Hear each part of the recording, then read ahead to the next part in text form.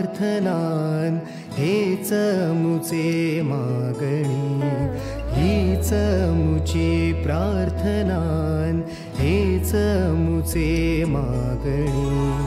माणसाने माणसाशी माणसा सम वागणे,